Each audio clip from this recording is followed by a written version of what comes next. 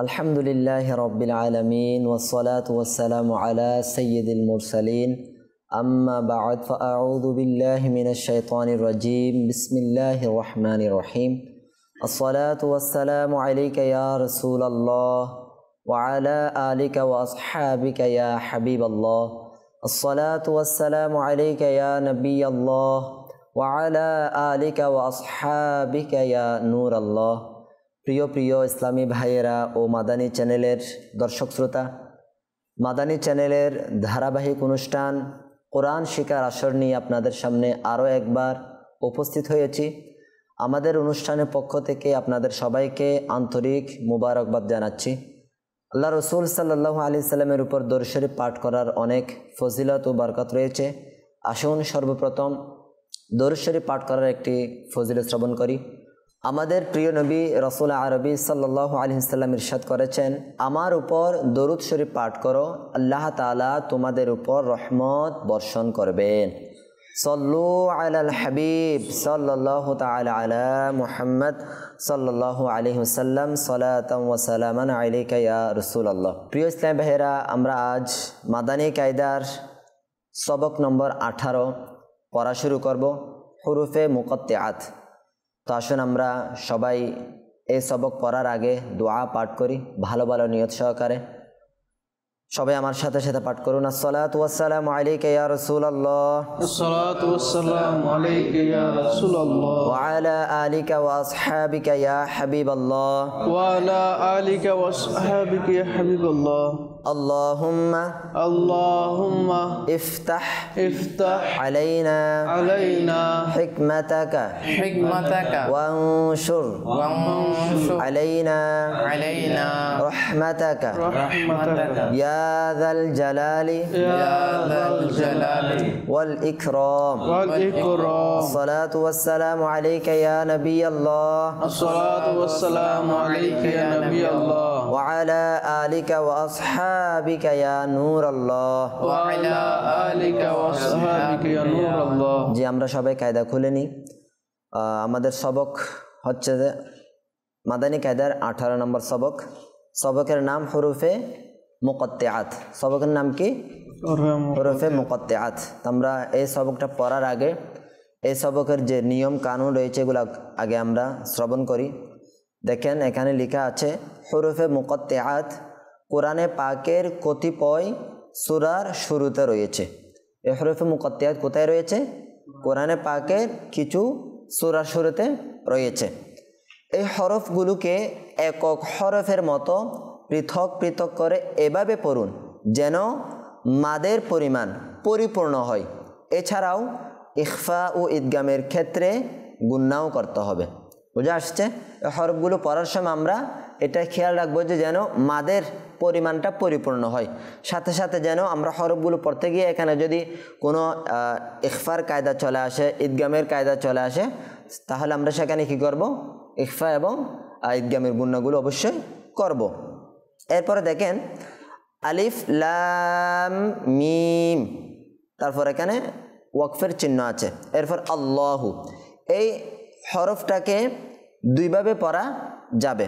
Number 1 ওয়াসল, অর্থাৎ মিলিয়ে পড়া যাবে। যখন আমরা এই দুইটা শব্দকে একত্রে মিলিয়ে পড়ব তখন ওই মিমে থামবো না, না থেমে মিম আল্লাহু, ঠিক আছে? মিম আল্লাহু। আর যদি থামি এখানে থেমে যাব, মিম সাকিন করে ফেলবো।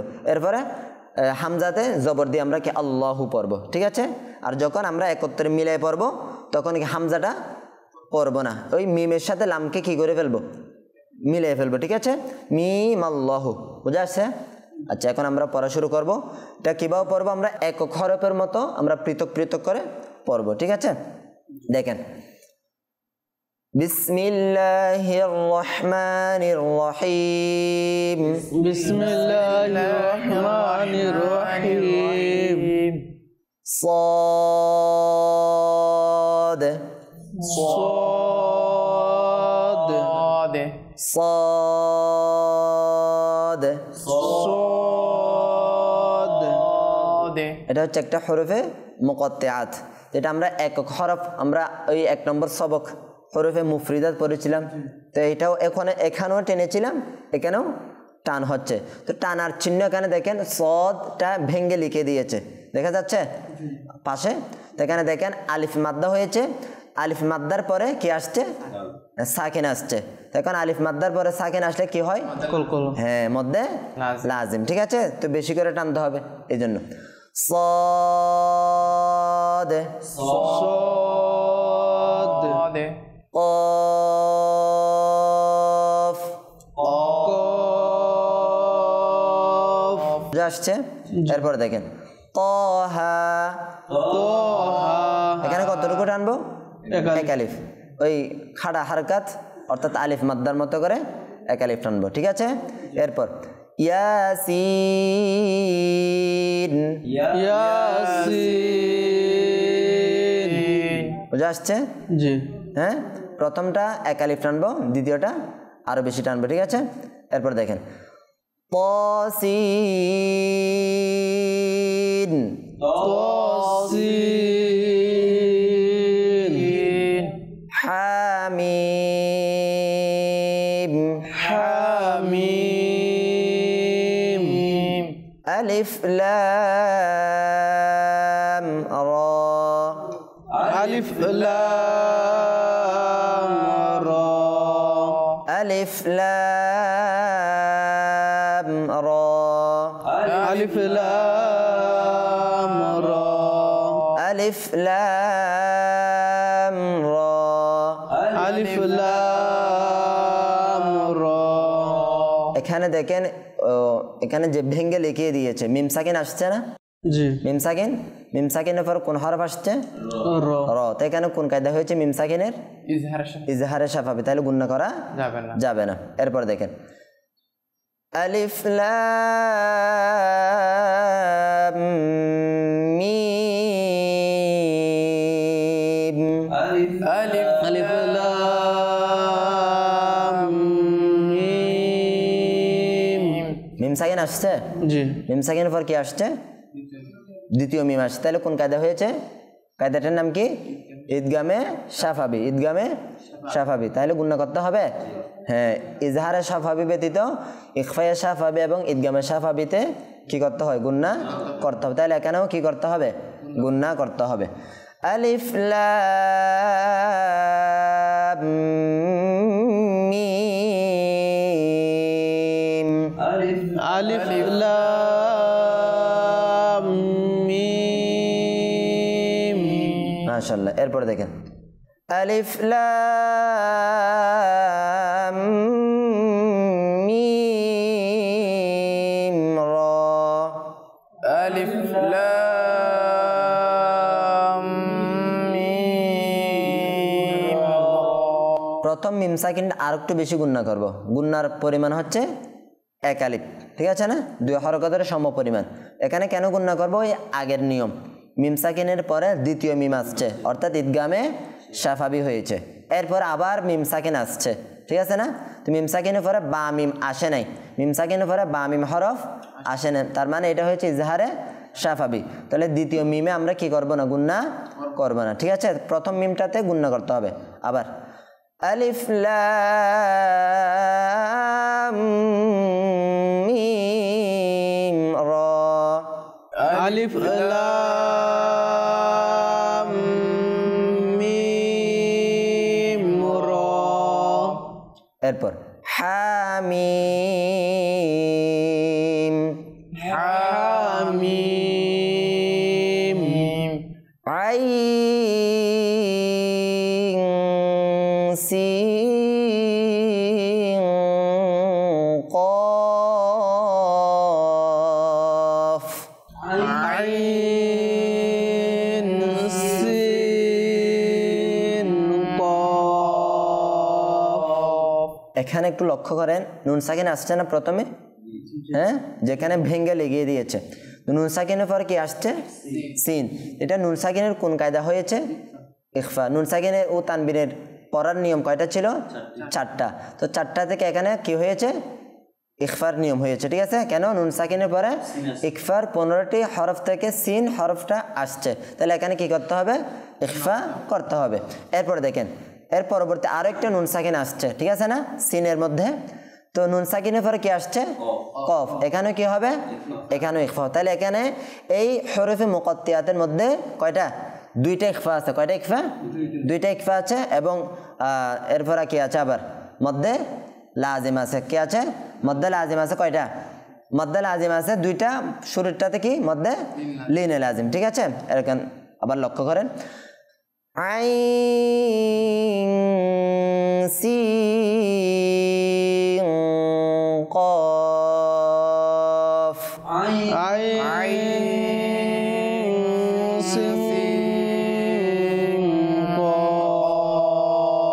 মাশাআল্লাহ। এরপর দেখেন তাসিম মিম, এখানে প্রথম হরফটার মধ্যে আলিফ মাদ্দা হয়েছে, ঠিক আছে না, এরপরে মাদ্দা লাজিম, ঠিক আছে না। তো সিনের পরে নুন সাকিন আসছে, নুন সাকিনের পরে কি আসছে দেখেন তো মিম আসছে, তাহলে কোন কায়দা হয়েছে নুন সাকিন ও তানবিনের ইদগাম। ইদগাম দুই প্রকার, ইদগামে বা গুন্না, ইদগামে বে গুন্না, গুন্না সহকারে ইদগাম, গুন্না ছাড়া ইদগাম। এখানে গুন্না হবে জি, হ্যাঁ এখানে কি হবে গুন্না হবে। তাহলে আর আমরা এই ত সিন মিম না বলে এখানে কি করতে হবে, সিম ওই সিনটাকে মিমের সাথে কি করতে হবে সংযুক্ত করে ফেলতে হবে, মিলাই ফেলতে হবে, ঠিক আছে। তাহলে অর্থাৎ ইদগাম করে ফেলতে হবে এবং কি গুন্নাও করতে হবে, ঠিক আছে। এরপরে মিমের মধ্যে মধ্যে লাজিম হয়েছে, কি হয়েছে মধ্যে লাজিম। আবার লক্ষ্য করেন তাসিম মিম,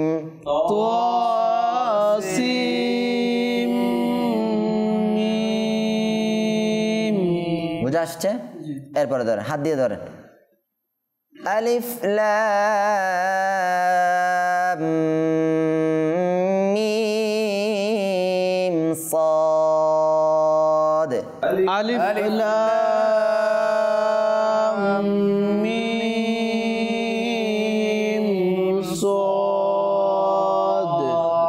আবার বলেন এটা আলিফ লাম মিম সাদ, আলিফ লাম মিম সাদ। জি, এখানে দেখেন লামের মধ্যে কোন কায়দা হয়েছে মধ্যে লাজিম। এরপর মিম সাকিনের পরে মিম আসছে না, কি হবে কোন কায়দা ইদগামে শাফাবি। এরপর আবার দেখেন মিম এর মধ্যে কোন কায়দা হয়েছে, কোন মাদ্দা এটা মধ্যে লাজিম। এরপর আবার মিম সাকিন আসছে, মিম সাকিনের পর কি আসছে সাদ, কি হয়েছে এখানে ইজহারে শাফাবি। মিম সাকিনের পর বা মিম ব্যতীত অন্য কোনো হরফ আসলে এটা কি হবে ইজহারে শাফাবি, ঠিক আছে। এখানে এটা আবার লক্ষ্য করেন আলিফ লাম মিম সাদ, আলিফ লাম মিম সাদ। মাশাআল্লাহ। এরপর দেখেন এখানে যে হরফে মুকাত্তিয়াতরা আসছে এটা কয়ভাবে পড়া যাবে দুইভাবে। প্রথম আমরা পড়ব ওয়াসল করে, ঠিক আছে, মিলিয়ে দুইটাকে কি করব মিলিয়ে ফেলবো। তো মিলানোর সময় আমরা যে লাস্টে মিম আছে শেষে কি আছে মিম আছে, এটাকে ওই মিমটাকে আল্লাহ ওই আল্লাহ শব্দের লামের সাথে কি করব মিলিয়ে নিব, ঠিক আছে। দেখেন লক্ষ্য করেন এবং এটাকে শেষের মিমটাকে কম টানবো, কি করব কম টানবো। এতক্ষণ তো আমরা মিম পড়ার সময় বেশি টানছি, কেন আমরা এখানে থেমে গিয়েছিলাম, কিন্তু এখানে থামবো না, না থামার কারণটা মিমটাকে কি বেশি টানবো, কতটুকু টানবো শুধু এক আলিফ টানবো। জি লক্ষ্য করেন আলিফ লাম মিম আল্লাহু, আলিফ লাম মিম আল্লাহু। মানে প্রথম মিমটা কি করবো না এত বেশি টানবো ওয়াসল হওয়ার কারণে, মিলিয়ে পড়ার কারণে। যদি আমরা থেমে যাই তাহলে কি করব বেশি টানবো, ঠিক আছে। থেমে গেলে কোন মাদ্দা হয়ে যাবে মাদ্দা লাজিম হয়ে যাওয়ার কারণে বেশি টানবো, কিন্তু না থামার কারণে এখানে কি হচ্ছে না লাজিম হচ্ছে না। মাদ্দা লাজিম কখন হবে হরফে মাদ্দার পরে আসল সাকিন আসলে তো আমরা যদি এখানে নাই থামি আসল সাকিন থাকতে স্যার মিমের উপর কি সাকিন হচ্ছে কি হচ্ছে জবর হয়ে যাচ্ছে এই জন্য এখানে কি বেশি টানা যাবে না ওয়াসল অবস্থায় আবার লক্ষ্য করেন আলিফ লাম মিম আল্লাহু আলিফ লাম মিম আল্লাহু মি এক আলিফ টেনে তারপর মিম পরবর্তী মিমে জবর দিয়ে লামকে ধরে ফেলবো বুঝা আসছে মিম আল্লাহু মিম আল্লাহু বুঝা আসছে এটা ওয়াসল অবস্থা আবার শুনেন আলিফ লাম মিম আল্লাহু আলিফ লাম মিম আল্লাহু বুঝছেন এখন বুঝা আসছে হ্যাঁ ওই প্রথমে আমরা না একটু টেনে এক আলিফ টেনে ওই পরবর্তী মিমে জবর দিয়ে লামকে ধরে ফেলবো বুঝা আসছে এটা ওয়াসল অবস্থায় পড়ার নিয়ম আবার শুনেন আলিফ লাম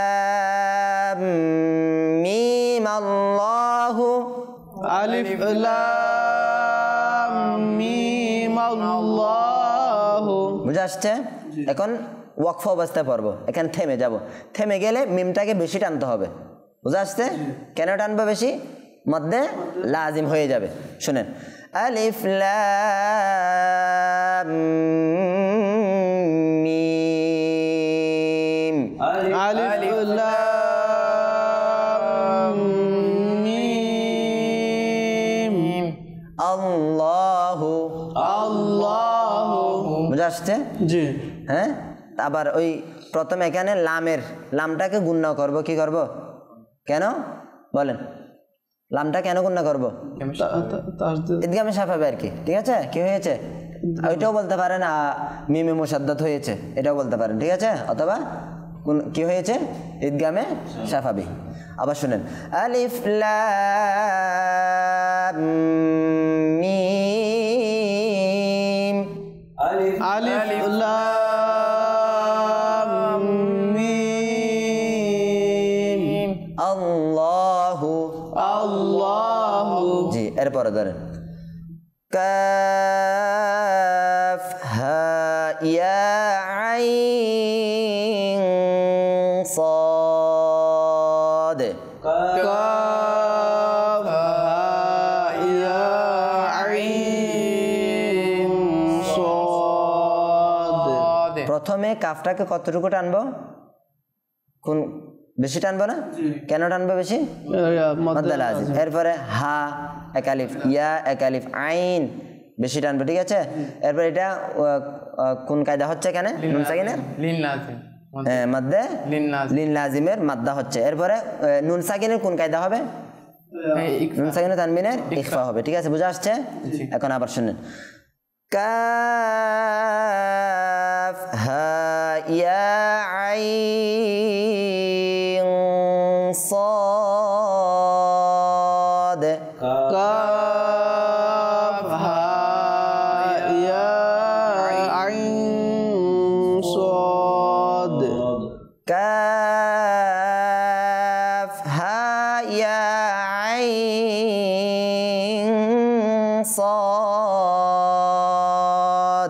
কাফ হা ইয়া আইন সাদ মাশাআল্লাহ আজকের সবক বুঝা আসছে হ্যাঁ নিয়ম কানুন পড়ার পদ্ধতি ওগুলো অনেকে পড়ার সময় এই গুণনাগুলো করে না ঠিক আছে গুণনাগুলো ভালোভাবে আদায় করে না আমরা পড়ার সময় কি করব সঠিক পদ্ধতি হচ্ছে কোনো জায়গায় গুণনা হইলে এখানে কি করতে হবে গুণনাও করতে হবে ঠিক আছে আমরা ইনশাআল্লাহুল কারীম আগামী ক্লাসের জন্য এই সবকটার ভালোভাবে প্রস্তুতি নিয়ে আসব ইনশাআল্লাহ সম্ভব হলে আগামী ক্লাস আমরা 19 নম্বর সবক শুরু করব ইনশাআল্লাহুল কারীম আসুন আমরা প্রতি ক্লাসের নিয়মেই আমরা দর্শ শ্রবণ করি সবাই মনোযোগ সহকারে ভালো ভালো নিয়তে দর্শ শ্রবণ করুন আলহামদুলিল্লাহি রাব্বিল আলামিন ওয়াসসালাতু ওয়াসসালামু আলা সাইয়্যিদিল মুরসালিন আম্মা বা'দ ফাআউযু বিল্লাহি মিনাশ শাইতানির রাজীম বিসমিল্লাহির রহমানির রহিম সবাই পাঠ করুন আসসালাতু ওয়াসসালামু আলাইকা ইয়া রাসূলুল্লাহ আসসালাতু ওয়াসসালামু আলাইকা ইয়া রাসূলুল্লাহ الصلاة والسلام عليك يا حبيب الله الصلاة والسلام عليك يا حبيب الله الصلاة والسلام عليك يا نبي الله الصلاة والسلام عليك يا نبي الله وعلى آلك وأصحابك يا نور الله وعلى آلك وأصحابك يا نور الله প্রিয় নবী রাসূল আরবি সাল্লাল্লাহু আলাইহি ওয়াসাল্লাম ইরশাদ করেছেন, যার নিকট আমার আলোচনা হলো এবং সে আমার উপর দরুদ শরীফ পড়ল না, তবে সে আমার উপর জুলুম করলো। নাউযুবিল্লাহ। এই জন্য আমরা নিয়ত করি, যখনই হুজুর সাল্লাল্লাহু আলাইহি সাল্লামের নাম শুনবো, আলোচনা শুনবো, অবশ্যই মনে করে দরুদ শরীফ পাঠ করব ইনশাআল্লাহুল কারীম।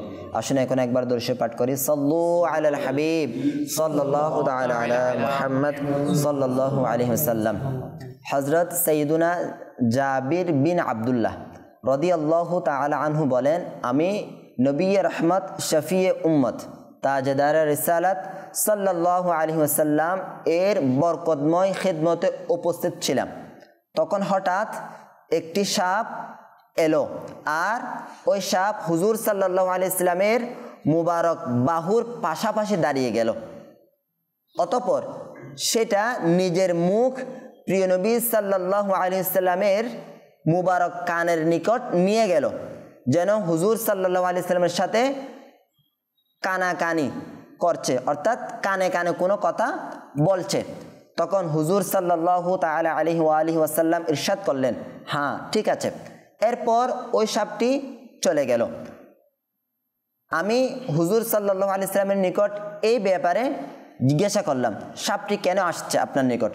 তখন প্রিয় নবী রাসূল আরবি সাল্লাল্লাহু আলাইহি ওয়াসাল্লাম আমাকে বললেন, ওই সাপটা হলো জিনদের একজন প্রতিনিধি, আর সে এই কথা বলে গিয়েছে যে আপনি সাল্লাল্লাহু আলাইহি সাল্লাম আপনার উম্মতদের এই নির্দেশ দিন যে তারা যেন গোবর এবং হাড্ডি দিয়ে যেন আপনার উম্মত কি না করে, ইস্তিনজা না করে। আল্লাহ তাআলা তাতে, জিনে বলতেছে ওই সাপটি, আল্লাহ তাআলা তাতে অর্থাৎ হাড্ডি এবং গোবরের মধ্যে আমাদের রিজিক তৈরি করে দিয়েছেন। কোথায়? হাড্ডি এবং গোবরের মধ্যে জিনদের রিজিক আল্লাহ তাআলা দিয়ে দিয়েছেন। এজন্য আমাদের নির্দেশ দেওয়া হচ্ছে যেন আমরা কি না করি, এই গোবর এবং হাড্ডি দিয়ে যেন কি না করি, ইস্তিনজা করার পর পবিত্রতা অর্জন যেন না করি। প্রিয় ইসলামী ভাইরা, জানা গেল রহমতে আলম নূরে মুজাসসাম সাল্লাল্লাহু তাআলা আলাইহি ওয়া আলিহি ওয়াসাল্লামের অসহায়দের আশ্রয়স্থল দরবারে জিনও ফরিয়াদ নিয়ে আসে। আর এটাও জানা গেল হাড্ডি ও গোবর জিনদের খাদ্য।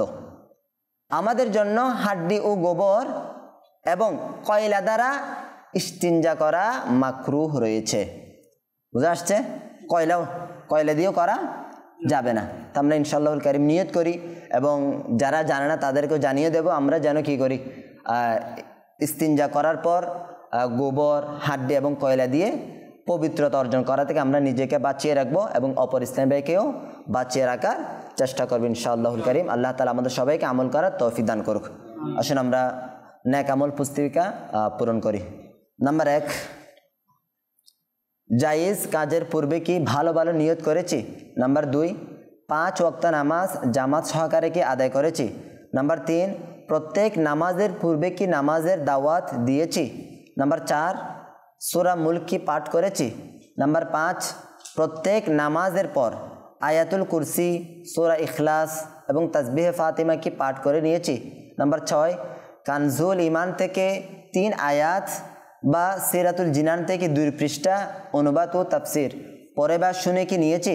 নাম্বার 7, সাজদা শরীফ থেকে কিছু ওজিফা কি পাঠ করেছি? নাম্বার 8, 313 বার দরুদ শরীফ কি পাঠ করে নিয়েছি? নাম্বার 9, নিজের চোখকে কি গুনাহ থেকে বাঁচিয়েছি? নাম্বার 10, কানকে কি গুনাহ শোনা থেকে বাঁচিয়ে রেখেছি? নাম্বার 11, অহেতুক দৃষ্টি দেওয়া থেকে বিরত থেকে পথ চলতে দৃষ্টিকে কি নত রেখেছিলাম? নাম্বার 12, মাকতাবাতুল মদিনার কিতাব বা পুস্তিকা কি পাঠ করেছি? নাম্বার 13, আজান ও ইকামতের উত্তর কি দিয়েছি? নাম্বার 14, রাগ আসা অবস্থায় রাগের চিকিৎসা কি করেছি? নাম্বার 15, প্রতিদিন নিজের আমলের পর্যবেক্ষণ কি করেছি? নাম্বার 16, নিজের নিগ্রানের আনুগত্য কি করেছি? আল্লাহ তাআলা আমাদের সবাইকে এই নেক আমল অনুযায়ী নিজের জীবনকে সাজানোর তৌফিক দান করুক। আল্লাহ তাআলা আমাদের সবাইকে সুন্নত অনুযায়ী নিজের জীবনকে অতিবাহিত করারও তৌফিক দান করুক। আল্লাহ তাআলা আমাদের সবাইকে নেক আমল পুস্তিকা অনুযায়ী আমল করার তৌফিক দান করুক। আসুন আমরা আল্লাহ তাআলার দরবারে দোয়া করি। আল্লাহুম্মা আমিন। আলহামদুলিল্লাহি রাব্বিল আলামিন ওয়াসসালাতু ওয়াসসালামু আলা সাইয়্যিদিল মুরসালিন ওয়া আলা আলিহি ওয়া আসহাবিহি আজমাইন। ربنا ظلمنا أنفسنا وإن لم تغفر لنا وترحمنا لنكونن من الخاسرين آمين আল্লাহ রাব্বুল আলামিন, আল্লাহ তোমার পবিত্র কোরআনুল কারীমের তেলাওয়াতকে সহিহ শুদ্ধ করার জন্য আমরা সময় দিচ্ছি। আল্লাহ মাদানী চ্যানেলের মাধ্যমেও অনেক ইসলামী ভাই সময় দিচ্ছেন, তাদের সবাইকে আল্লাহ কোরআনুল কারীমের তেলাওয়াতকে সহিহ শুদ্ধ করে তোমার সন্তুষ্টি অর্জন করার তৌফিক দান করে দাও। আমিন আল্লাহ রাব্বুল আলামিন আমাদের সকলের উপর তোমার খাস রহমত নাজিল করে দাও। আমিন আমাদের সকলের সব পেরেশানকে তুমি দূর করে দাও। আমিন আল্লাহ রাব্বুল আলামিন আমাদের সকলের উপর আল্লাহ তুমি এমন রাজি হয়ে যাও আমরা যেন কোরআনুল কারীমের তেলাওয়াতকে সহিহ শুদ্ধ করে আল্লাহ অতি দ্রুত আল্লাহ তেলাওয়াত করতে পারে সেই তৌফিক দান করে দাও। আমিন সুবহানা রাব্বিকা রাব্বিল ইজ্জাতি আম্মা ইয়াসিফুন ওয়া সালামুন আলাল মুরসালিন আলহামদুলিল্লাহি রাব্বিল আলামিন বিহাqqi লা ইলাহা ইল্লাল্লাহু মুহাম্মাদুর রাসূলুল্লাহ সাল্লাল্লাহু আলাইহি ওয়াসাল্লাম।